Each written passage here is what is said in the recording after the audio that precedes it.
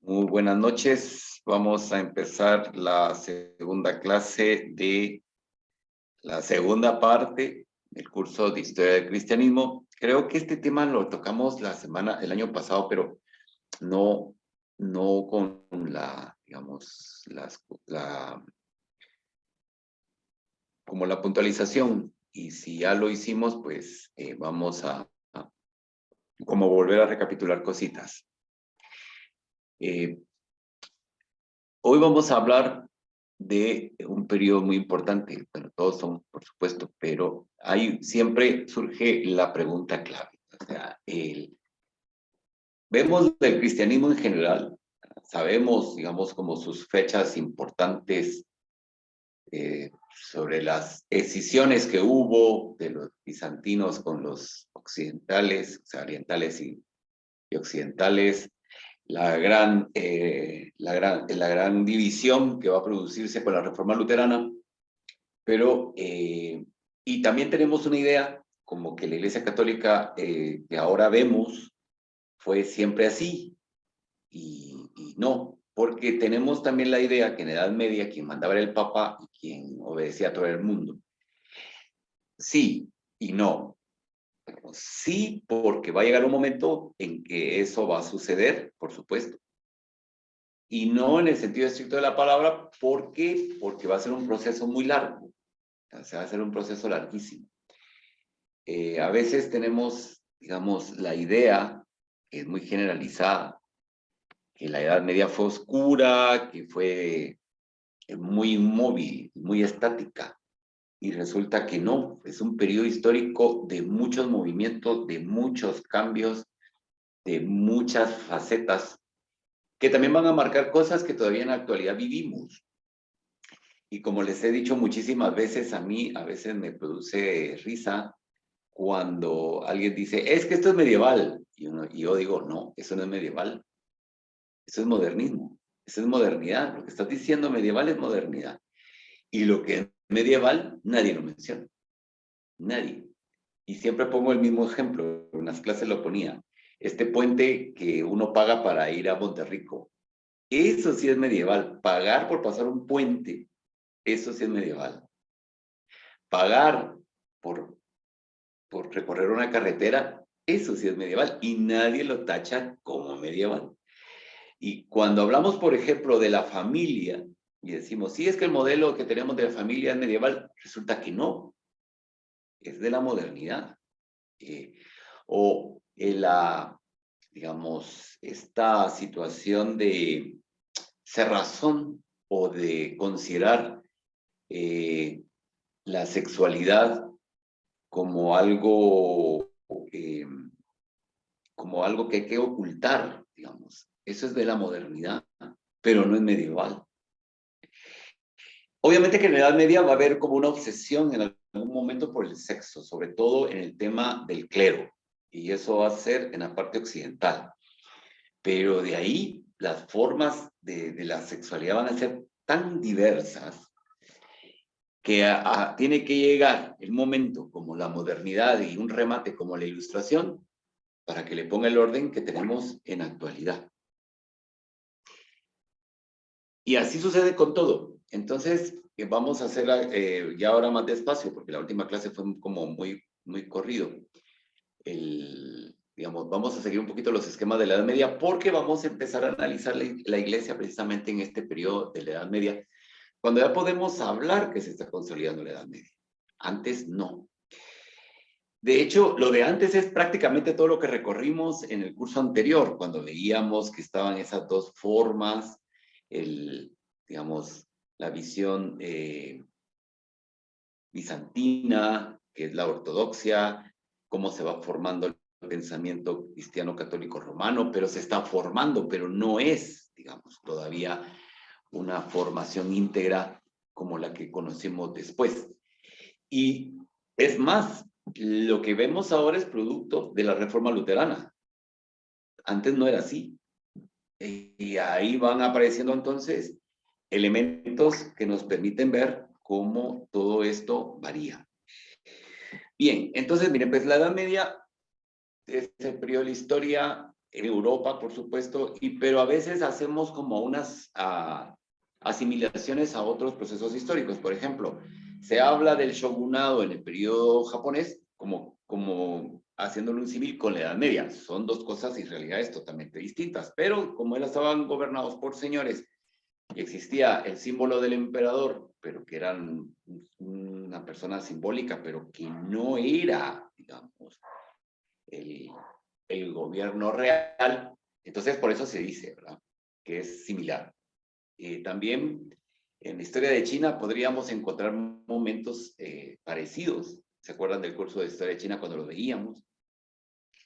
Pero, digamos, la Edad Media es propio de este periodo europeo y que va a tener mucha influencia con nosotros.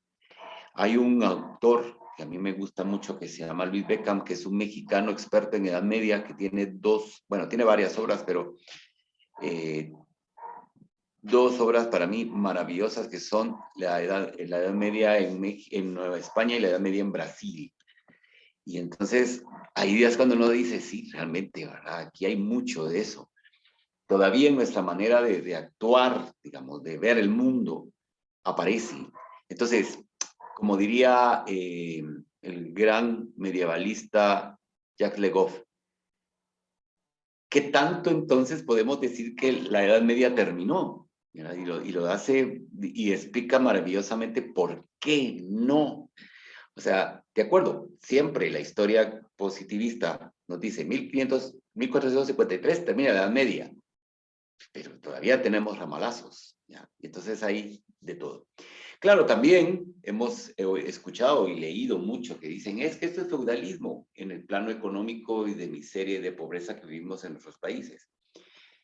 Pero yo me estoy refiriendo a los ramalazos de Edad Media, sobre todo en nuestra forma de pensar, ¿ya? Y no en los temas que les toqué antes, sino en otros temas totalmente distintos y que siguen ahí purulando. Muy bien. Entonces tenemos la Alta Edad Media que va del siglo V al siglo X, porque prácticamente ese periodo de la Alta Edad Media del 5 al X es de formación, porque se está fragmentando el mundo antiguo.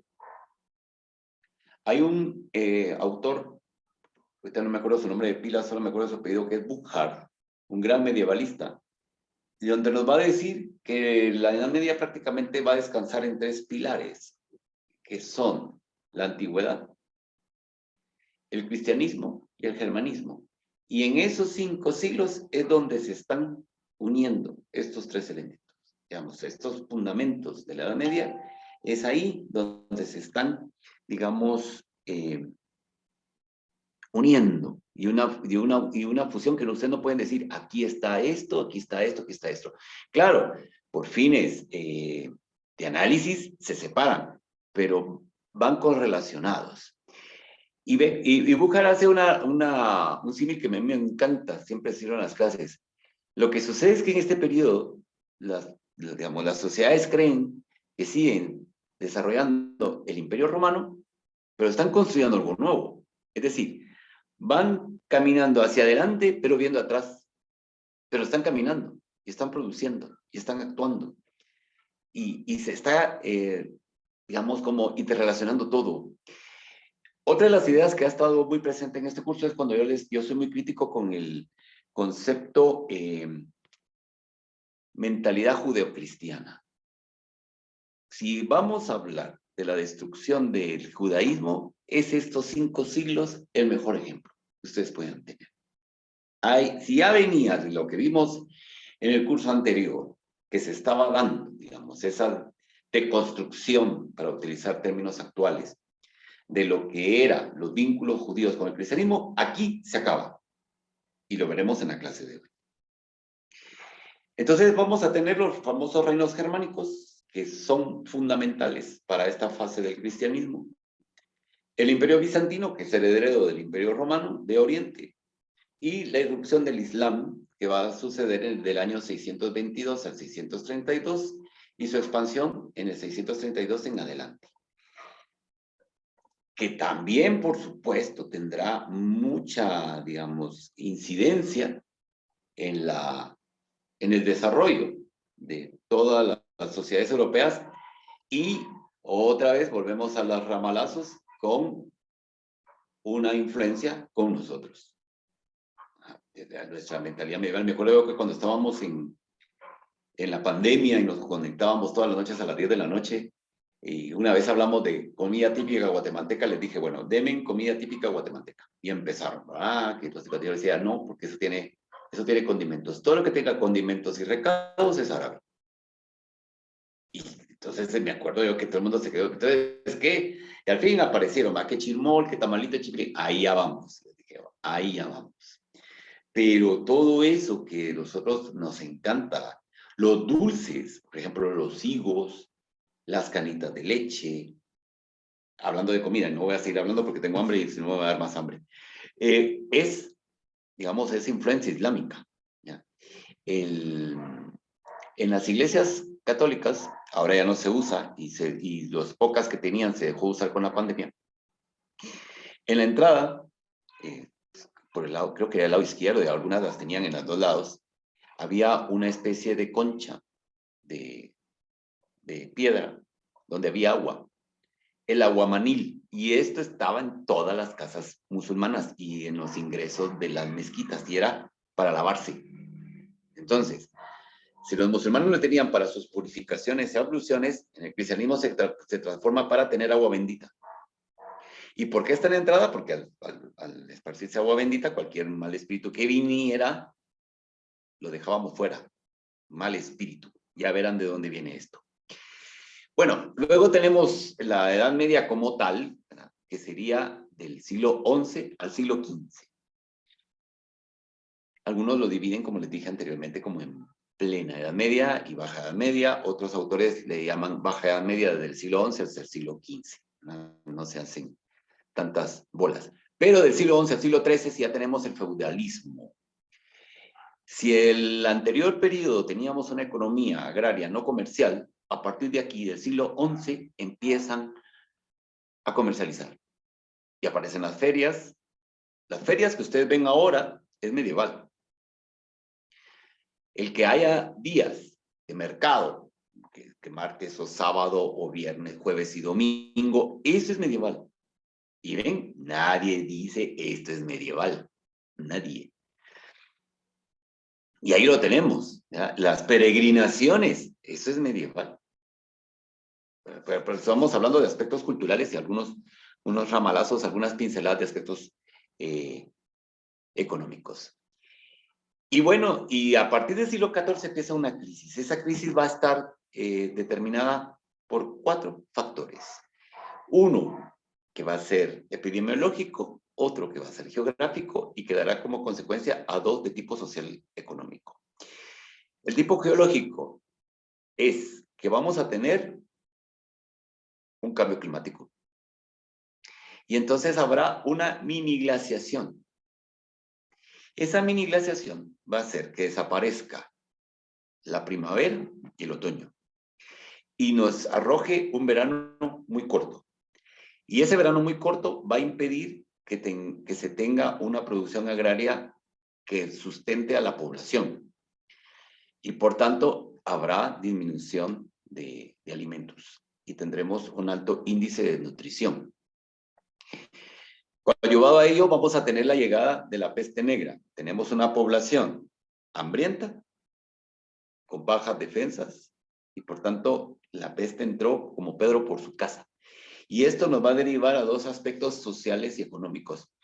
Uno, en el aspecto económico, es que como no hay agricultura, va a disminuir el comercio, y en el aspecto social es que va a empezar la violencia.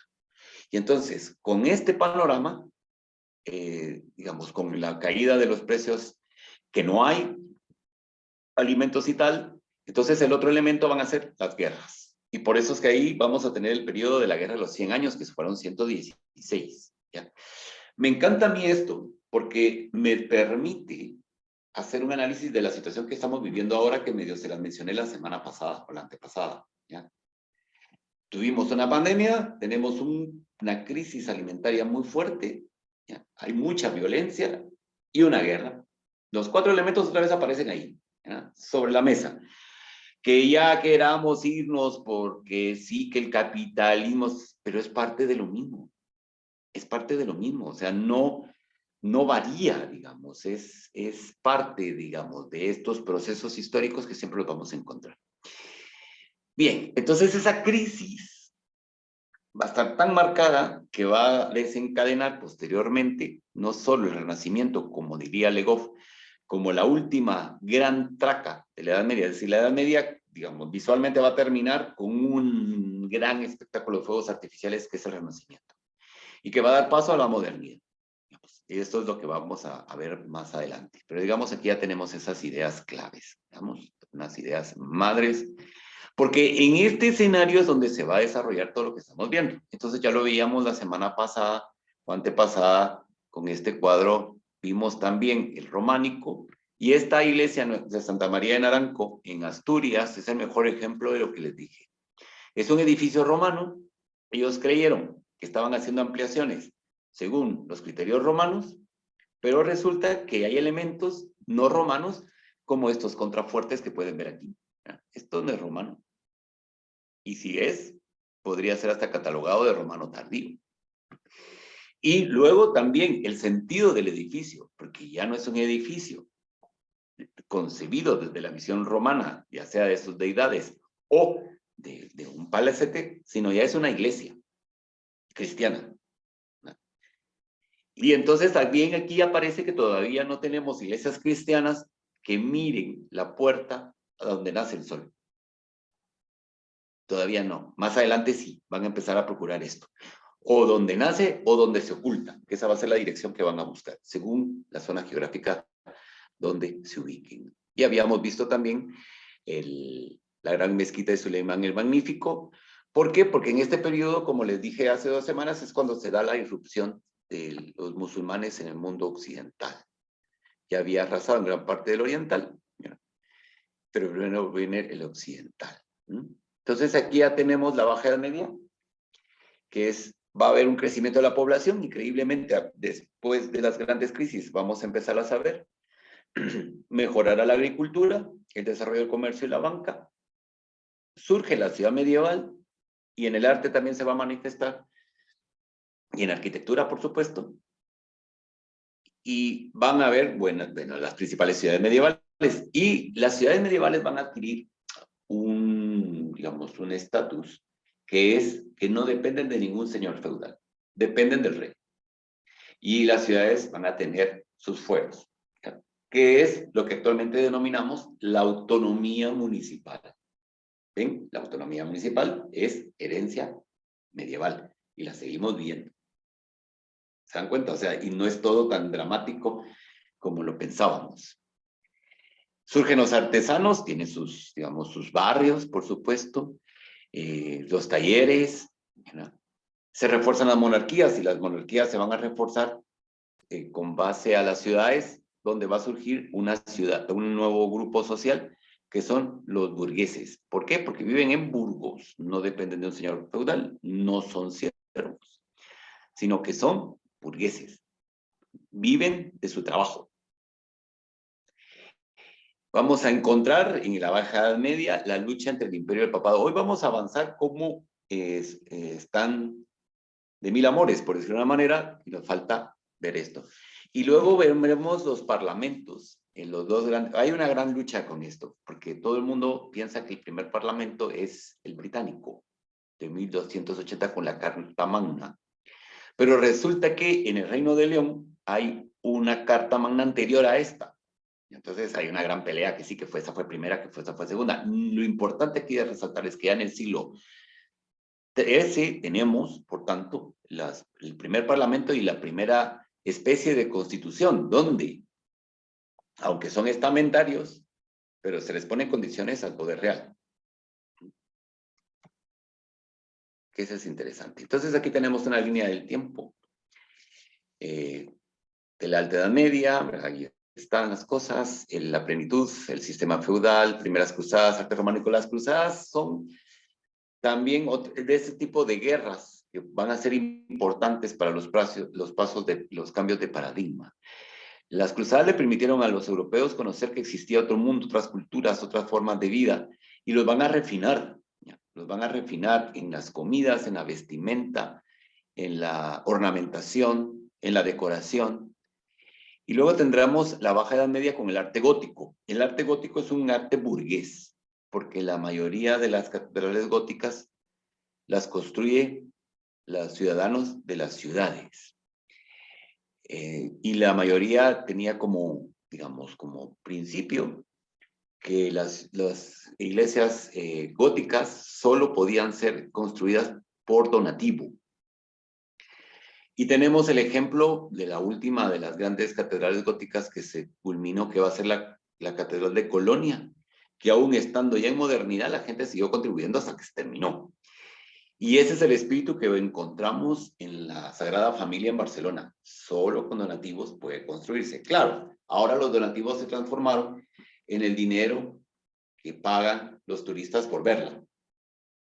Pero sigue, digamos, ese mismo espíritu. Es la gente la que está contribuyendo para terminarla. Y entonces la Sagrada Familia va a ser como una de las grandes catedrales que en pleno siglo XXI todavía sigue con este espíritu que se construyen por donativo de las personas. No por el Estado, no por la iglesia, no, sino que es la gente la que quiere verla terminada, porque es su iglesia. Esta es la Catedral de León, que es uno de los grandes ejemplos del gótico, en este caso español. ¿Verdad? Es preciosa, por supuesto, como lo pueden ver, sus arbotantes, sus torres campanarios, pero como fueron tan largas sus construcciones, la mayoría de veces los dos torres campanarios no se parecen, como este caso aquí. La de Colonia sí, porque se terminó en el siglo XIX, pero estas no. Entonces, como ya se había agotado el dinero, remátenla así. Y porque había pasado el gusto por esto, pues le ponen esto. La gente en aquella época no se complicaba. Bien. En el siglo VIII, vamos a empezar a ver que hay un desplazamiento del poder y del centro de gravedad de Europa que va a salir del Imperio Romano de Occidente, se va a trasladar de Oriente, perdón, se va a trasladar a Occidente. Pero en Occidente, ¿qué tenemos? Tenemos los pueblos germánicos, ¿ya? Que van a empezar a constituir reinos. Digamos, van a haber unos pueblos que se van a desaparecer totalmente, o se fusionan con otros. Y en algunos casos encontraremos los que sí van a establecerse reinos o copiando a los romanos. Acuérdense, aquí los romanos es lo que va a tener como esa gran fuerza. Entonces vamos a tener a los francos, que van a ser muy importantes en la noche de hoy, los alamanes, los burgundios, los visigodos, ¿ya? Los suevos. Aquí hay una serie de pueblos que son celtas y que de ahí derivan también algunas ideas de los vascos, los ostrogodos y los vándalos. Entonces, este va a ser el centro donde va a caer. Entonces vamos a ver que el poder en Occidente, ¿ya?, se agrupa en lo eclesiástico, lo político y lo cultural. Pero no es el Papa todavía el centro, sino es el obispo del lugar, donde se va a concentrar este poder, ¿ya? Hay reyes, sí, ¿verdad? Algunos van a empezar a adquirir mucho poder, ya lo vamos a ver dentro de unos momentos, pero todavía tenemos, digamos, esta situación. Y en lo cultural está produciéndose una gran transformación. Tenemos elementos del periodo romano tardío, el cristianismo que está presente y lo germánico que está actuando. Lo germánico es como esa, digamos, como esa masa aglutinadora de los otros dos elementos, que los está absorbiendo, ¿no? Los está tomando y los está germanizando. Eso es lo que está haciendo. También vamos a ver que hay una fusión, digamos, de los pueblos germánicos, así, todavía me adelanté, de los germánicos occidentales, ¿verdad?, que ahora son católicos, ¿verdad?, después de las grandes luchas que vimos la vez anterior con los arrianos y todas estas cosas, ¿verdad?, que se van a empezar a fusionar, como les decía antes, con la vieja población cristiana. La vieja población cristiana son los romanos cristianizados, ¿verdad?, del periodo tardío. A esos a los que se refiere con esto. Y empiezan a surgir las naciones románicas, que son estas que estamos viendo aquí. que es donde empieza a darse.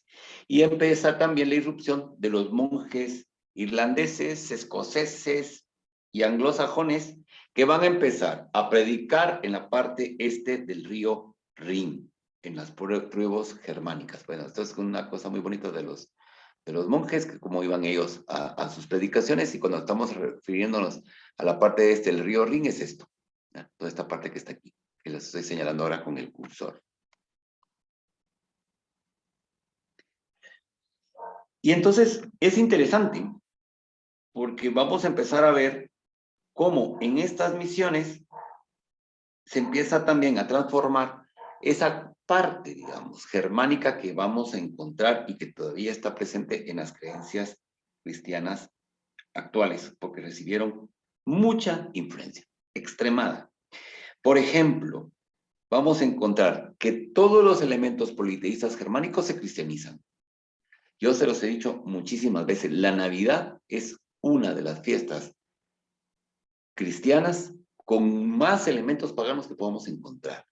La fecha, digamos, escogida, la fecha seleccionada del 25 de diciembre corresponde a una fiesta romana tardía que es al Sol Invicto, que se los he dicho.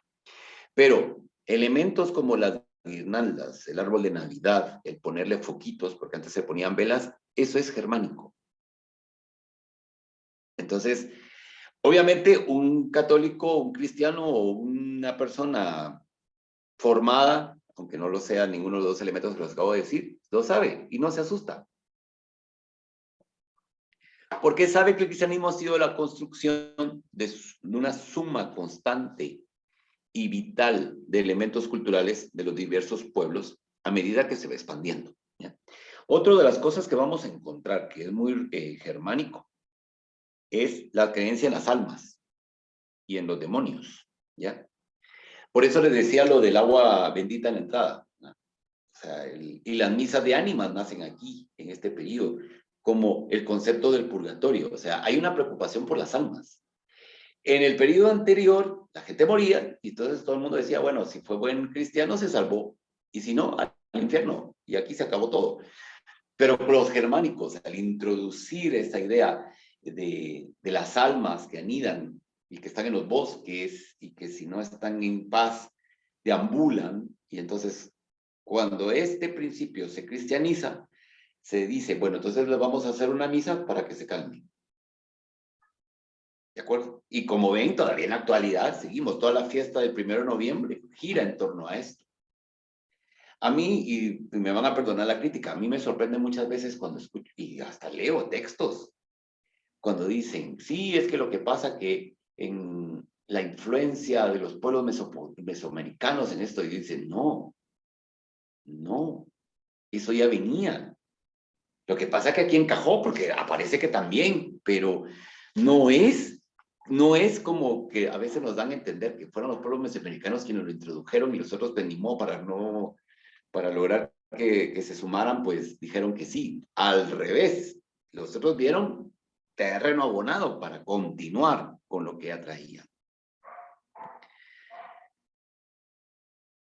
Ahora, una cosa importante es que en este periodo no está consolidado el concepto de iglesia universal, sino que son iglesias locales, es decir, iglesias que dependen de su obispo.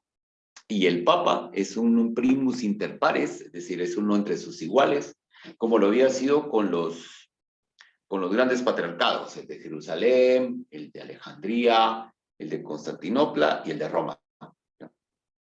Pero no había todavía el signo de la supremacía papal, que posteriormente sí ya, ese sí ya se va a dar. Cuando se constituye el reino, el imperio franco, que primero va a ser un reino, entonces aquí va a pasar algo muy interesante, porque en la iglesia católica, se va a consolidar o se va a unir o va a haber la posibilidad, ¿verdad?, de poderse agrupar en el marco jurídico constitucional del Imperio Romano Bizantino, se desprende de ahí y se va a adherirse a las ideas jurídicas administrativas del Reino Franco. El aparecimiento del reino franco, por tanto, permite que la iglesia cristiana católica, que todavía tenía mucha influencia del bizantino, se separa y al separarse prácticamente ahí está trasladando toda la visión jurídica romana al mundo occidental. Que los francos lo toman, lo transforman, lo germanizan, la iglesia se siente cómoda y se desarrolla perfectamente, ¿ya? Y entonces el resultado va a ser un estado pontificio propio. Al final ya lo vamos a ver ahorita en un mapa, va a aparecer. Se va a constituir un estado pontificio, porque los papas van a decir, bueno, así como los otros tienen su reino, pero nosotros también. Y entonces le van a decir, basta, bueno, te lo vamos a dar, y se lo van a dar. En todo esto vamos a tener el aparecimiento del Islam, como ya lo había dicho anteriormente, y luego que el Islam se empieza su expansión hasta llegar en el 711 a la invasión de la península hispánica, tema que hemos discutido en otras clases, por tanto no voy a profundizar, pero sí lo quería mencionar para que viéramos cómo es de dinámico este periodo, donde tenemos la irrupción de los musulmanes, los germanos que se están consolidando como el centro occidental, la iglesia que está cambiándose del bizantino a la forma germánica romana, y se está, digamos, construyendo toda esta sociedad occidental, que es la que ahora está en una profunda crisis, porque es lo que sí podemos decir en la actualidad, es que se encuentra en una profunda crisis. Pero todo sigue en dinamismo, ¿ya? Todo sigue caminando, se están haciendo cosas, como ven, no es tan oscura, no es tan estática, sino que es muy dinámica. Porque en este momento aparece el famoso, la famosa donación de Constantino, ¿no? Cuando se dice que Constantino había donado al Papa Silvestre el mundo en su lecho de muerte. Por eso ahí ese mosaico está reproduciendo precisamente ese momento, cuando aparentemente Constantino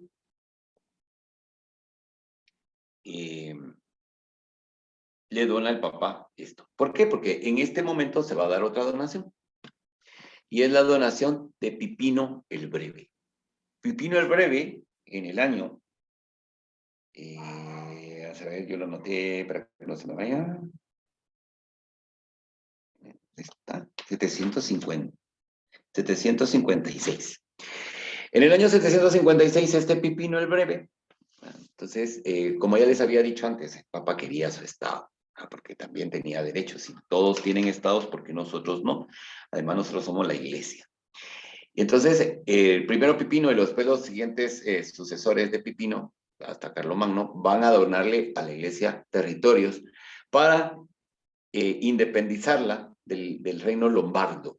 Los lombardos que estaban dominando en Italia, que se empezaron a debilitar, y entonces les van a empezar a dar, digamos, territorios. Entonces vamos a tener el patrimonio de San Pedro, que va a ser esto, que es Perusa, Todi, Roma, por supuesto, ¿verdad? Albano, Agnani. Estas son ciudades muy importantes para el desarrollo histórico, digamos, de la historia de la iglesia. Luego, Pipino les va a dar los siguientes territorios, que es Cremona, ¿verdad? Y posteriormente vamos a encontrar los límites extremos de este estado pontificio, que son estos, ¿ya? Pero digamos, todo esto se va a fundamentar en ese documento supuestamente emitido por Constantino, donde al Papa le pertenece el mundo. Entonces él viene, bueno, si a mí me pertenece el mundo, porque no tengo yo un territorio para gobernar yo. Donde se van a desarrollar, por supuesto, relaciones feudales de producción, relaciones feudales sociales, que van a ser reproducidas como todos los reinos, ¿no? Y esto va a tener una importancia muy importante. Vamos, hoy tengo un guioncito, porque si no, después me voy y me toca pasar las diapositivas corriendo. Entonces, no es justo. Pipino, por tanto, es un rey, el rey de los francos. Y esto se va a producir en el año 756, y estos estados pontificios, que fueron, digamos, fundados en el 756, van a llegar hasta el año 1870, con la unificación italiana. Porque la unificación italiana se va a plantear la necesidad de tener a Roma como capital. La primera capital de ese reino va a ser Turín, en el Piamonte. Posteriormente Milán. Y cuando ya logran conquistar la ciudad de Roma, Roma se constituye, por tanto, en la capital de Italia. Y los papas vienen y se encierran en el Vaticano. Se encierran en el Vaticano y empieza lo que se va a denominar la cuestión romana, que va a ser dirimida hasta los acuerdos de Letrán de 1932, donde surge el Estado del Vaticano, que es el que tenemos en la actualidad, con sus iglesias que son del Estado del Vaticano, que son las 4 grandes basílicas romanas, que son, bueno, aparte de San Pedro, por supuesto, Santa María la Mayor, San Juan de Letrán y San Pablo Extramuros, y otras iglesias extraterritoriales dentro del territorio italiano, como es la iglesia donde está enterrado San Antonio de Padua. En Padua, por supuesto. Ese es el territorio del Estado Vaticano. ¿Ya? Pero va a ser a partir de 1932. Porque otra vez el mismo concepto. El Papa necesita una libertad, entonces no puede depender de ningún Estado. Y al estar ahí depende del Estado italiano. Todo se ha dicho también que el hecho que existe el Estado del Vaticano dentro de Italia le da mucha influencia a la Iglesia en los asuntos de Italia. Esa es una relación que en países como los nuestros es inconcebible, inconcebible. ¿Verdad? Pero ahí no, han funcionado muy bien así y ahí están. Siguen, digamos, teniendo esa relación. Bueno, después de esta donación de Pipino, viene un paso importante que hay que dar. Y es consolidar un nuevo imperio. ¿Por qué? Porque ya teníamos el imperio bizantino que se está desintegrando en una gran crisis. La desintegración del imperio bizantino va a ser agónica porque va a terminar hasta 1453, hasta que Mehmed II tome Constantinopla. Pero en lo que se llega ahí va a haber una desintegración, es unas peleas dentro de las cuales va a estar la famosa guerra de la iconoclastía o iconoclasta, cuando decidan los bizantinos que no pueden haber imágenes de bultos, sino solo mosaicos. ¿Ya? Entonces, en el occidente tienen que consolidar un poder que sea similar al bizantino. Y entonces el Papa hace un pacto, digamos, con Carlomagno y le pide unas ciertas cosas que tiene que hacer, él las cumple, y por tanto el Papa lo corona como emperador del Imperio Romano. Ese es el germen de lo que se denominará después Sacro Imperio Romano Germánico, ¿ya? Que es el que va a perdurar hasta el siglo XIX, una cosa así.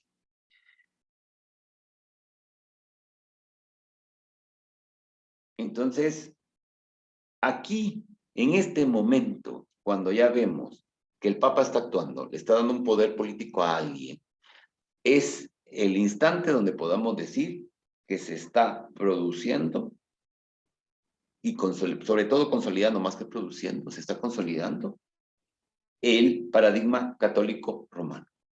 Y ahí es el ingreso, digamos, con fuerza, y cuando empieza a prevalecer la visión cristiano-católico-romano. ¿El Papa todavía tiene un poder absoluto? Todavía no. Todavía no. Pero entonces ya vamos a tener 2 emperadores romanos, el de Oriente, que es Bizancio, y ahora ya tenemos uno en Occidente, en este caso va a ser Carlomagno. Y Carlomagno va a asumir los mismos poderes que habíamos visto con los emperadores romanos, porque va a tener mucha influencia en la iglesia, como lo fue Justiniano en su momento, que eso sí lo vimos en el curso pasado. Entonces, por ejemplo, va a convocar concilios, va a reprimir a obispos heréticos, va a bautizar o ordenar misiones, pero es el Estado el que se dice, vayan a misionar, vayan a convertir a esta gente. Aquí todavía no estamos en el momento de las conversiones violentas. Las conversiones violentas se va a dar cuando empiece las conversiones de los vikingos. Ahorita todavía no, ahorita es todavía de monjes como los que vimos en la anterior imagen, que llegan, convencen a la gente, le hablan, se apropian de su cultura, empiezan a aprender sus idiomas y ahí les van trabajando, por decirlo de una forma. Y esa es, digamos, la misión a la que el Papa, a que el emperador le dice, vaya. El, Surgen los dos grandes poderes, que son el poder temporal, que va a estar en manos del emperador, y el poder espiritual, que es del Papa. El Papa va a cumplir sus funciones eclesiásticas, pero no va a poder ejercer funciones políticas alguna. No va a poder deponer reyes, todavía no, después vamos a llegar a eso. No va a poder deponer señores feudales, pero después sí. No puede en muchos casos nombrar sedes episcopales, después sí. No puede, digamos, presionar al emperador, después sí. Después va a llegar hasta decapitar a uno que podría haber sido emperador. Y va a adquirir una fuerza y un poder impresionante, pero ahora todavía no. Digamos, ahorita como que está preparando el terrenito, quedando bien con el poder temporal. Y entonces está el poder dual, ¿verdad? Y entonces es de los dos emperadores y el sumo pontífice romano en el tema eclesiástico, que es el Papa. Pero vuelvo a recalcar, en lo demás, no.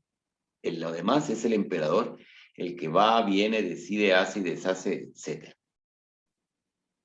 Carlomagno se va a considerar a sí mismo como rex et sacerdos. Esto es dicho en castellano, es como rey y sacerdote. Y va a asumir esas funciones sacerdotales antiguas que encontrábamos en los emperadores romanos. Y por eso es que va a ejercer y va a considerarse con el derecho de poder incidir en las decisiones eclesiásticas. Y por eso les decía antes, va a convocar concilios, va a orientar en algunos aspectos, va a orientar. Ya lo veíamos, cómo los germanos van a introducir cosas y obviamente él es germano. Y por tanto va a facilitar esa fusión de creencias antiguas paganas romanas con las creencias romanas que se adaptan perfectamente bien. Se adaptan, se unen, etc. También Carlomagno va a promover un renacimiento. Pero el renacimiento que promueve Carlomagno no es el renacimiento nuestro. Esta imagen es de la iglesia constantiniana, de la Basílica Constantiniana de Roma, que es donde estaba el Papa y es donde ejercía su poder eclesiástico. ¿Ya? Esta es la que estaba esperando. Entonces, durante su reinado va a haber un manifiesto. El imperio va a manifestar su esplendor por medio de la cultura del arte. El Carlomagno era analfabeto, pero aún así va a fomentar la traducción, digamos, de los textos antiguos a latín vulgar. Latín vulgar quiere decir que es el latín que se está hablando en ese momento. Y aquí está también gestándose los idiomas romances. ¿Por qué? Porque el latín vulgar ya había derivado de tal manera que no era, digamos, un latín homogéneo. Y los germanos van a también introducir elementos en los idiomas que van a dar origen a los idiomas romances, que son los que hablamos ahora. Cuando decimos que va a ser un renacimiento, pero fundamentado en la antigüedad cristiana tardía, nos estamos refiriendo al elemento que Burckhardt nos señalaba, que yo les cité al inicio de la clase, y es tomar lo último del imperio y creer que lo siguen desarrollando. Pero en esa creencia que lo están desarrollando, no están haciendo más que construyendo algo nuevo. Y lo están haciendo perfectamente. Y es la base de lo que después servirá para lo que conocemos como Renacimiento. Existe la idea de que el Imperio Romano cae en el siglo V, 10 siglos que a nadie se le ocurrió nada, hasta que al fin alguien dice, bueno, vamos a ver cómo hacían las cosas antes. Ah, buena idea, lo voy a hacer yo ahora.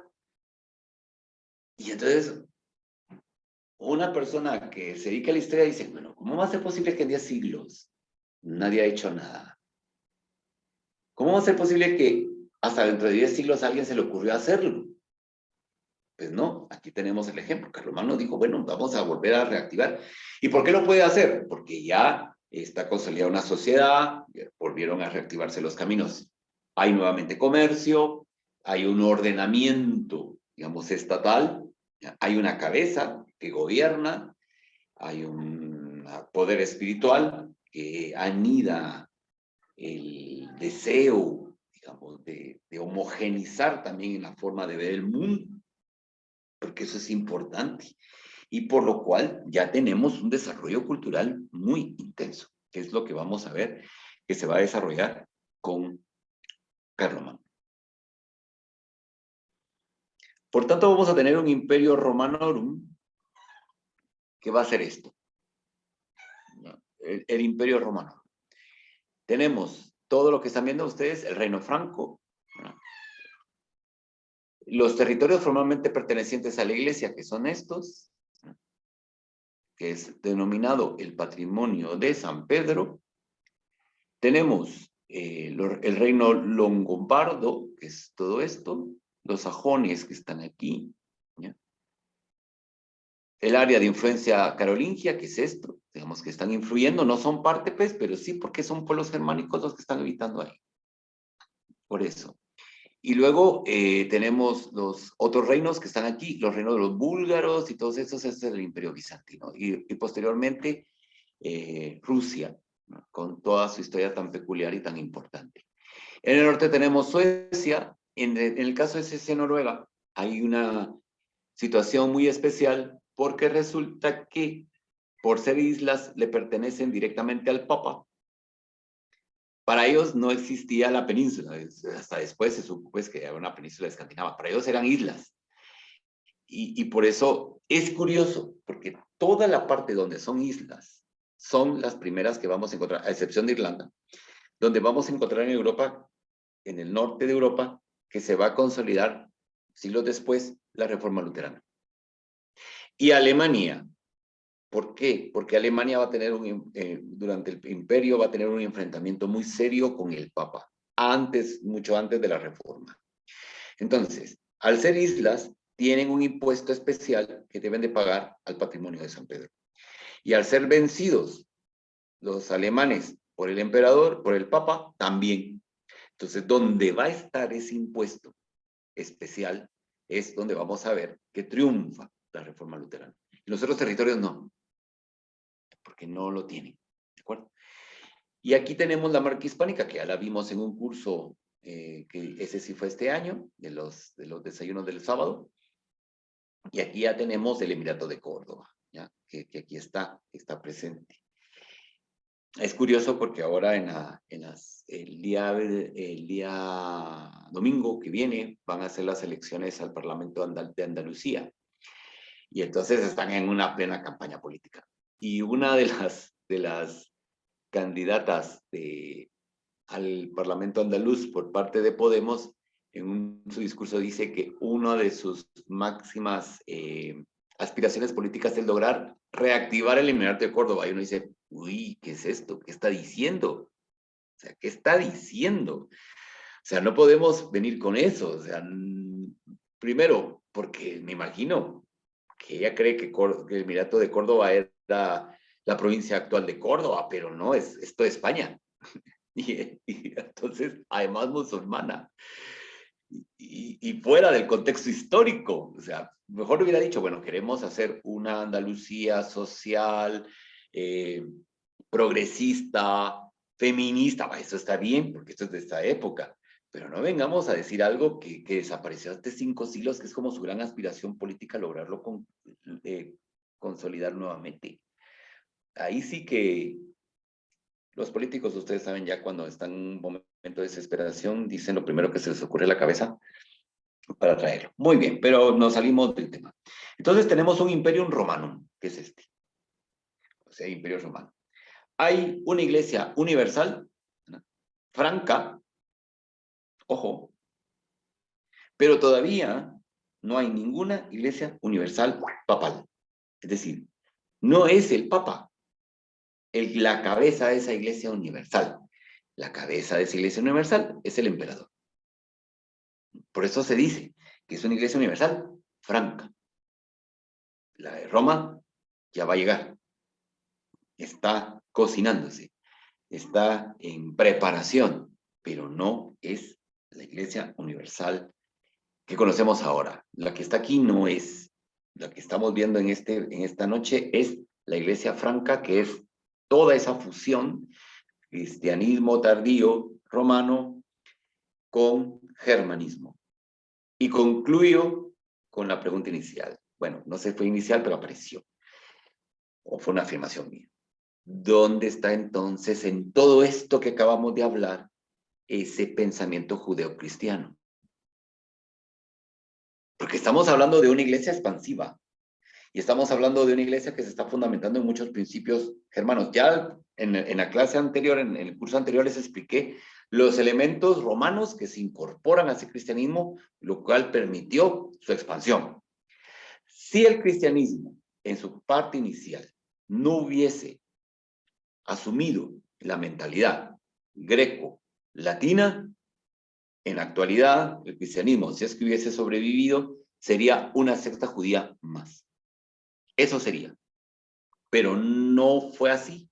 Al entrar, digamos, a todo este complejo del pensamiento grecolatino, abandona esa visión judía, se vuelve romana, cae el imperio romano, llegan los germanos, toman su lugar y también van a hacer su aportación. ¿Quiénes más van a dar aportes en esto? Van a dar los aportes los vikingos, que va a ser el otro grupo que le va a dar elementos. Eso en la parte centro-occidente, al este. Y aquí, pues impresionantemente van a haber elementos musulmanes que se van a incorporar al cristianismo. Y por eso es que ha sobrevivido 2000 años. Muy bien, esto sería la clase de hoy. Nos quedan 3 minutitos por si tienen alguna pregunta, algún comentario, algo que deseen externar. Para que ustedes, a ver. Muy bien. Juan Pablo me pregunta algo muy interesante. ¿Los programas en qué momento de este largo periodo surgen? ¿Tiene que ver con ese apartarse del judaísmo? Los programas aparecen precisamente en este momento, donde estamos ante esos... bueno, no, ahorita todavía no. Viene más adelante. Viene más adelante con las crisis que vimos de la Baja Edad Media, cuando está la peste, este cambio climático que les dije, que va a generar violencia y guerras. Entonces, cuando los reinos se ven en crisis, encuentran en la población judía el elemento centrifugador, donde pueden, digamos, descargarse ahí todas estas actitudes de violencia. ¿Y tiene que ver con que los judíos se apartaban? Sí. Si los judíos se hubiesen integrado a estos pueblos, pues no. Porque estos pueblos solo podían permitir que los que vivieran ahí fueran cristianos. Entonces tenemos un elemento separador. No son cristianos, son judíos. Y junto con eso, que arman esto. A mí me está sorprendiendo que actualmente, y sobre todo en España, que es lo que yo sigo mucho, hay como una insistencia en el barrio judío, en la cultura judía. Pero si la cultura judía, los barrios judíos en España se acabaron en 1492. Y han pasado 5 siglos. Y allá no quedó nada. Que van a haber elementos de los judíos sefardíes en los judíos nuevos, sí, pero esos elementos de los judíos nuevos, pero los cristianos nuevos, procedentes de los judíos sefardíes, van a ser reprimidos por la Inquisición, pero reprimidos totalmente.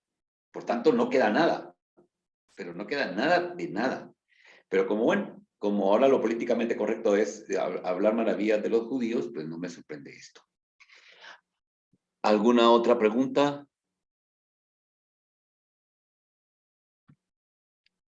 De nada, Juan Pablo. Interesante conclusión, nos dice Jessy. Muchas gracias a usted, Jessy.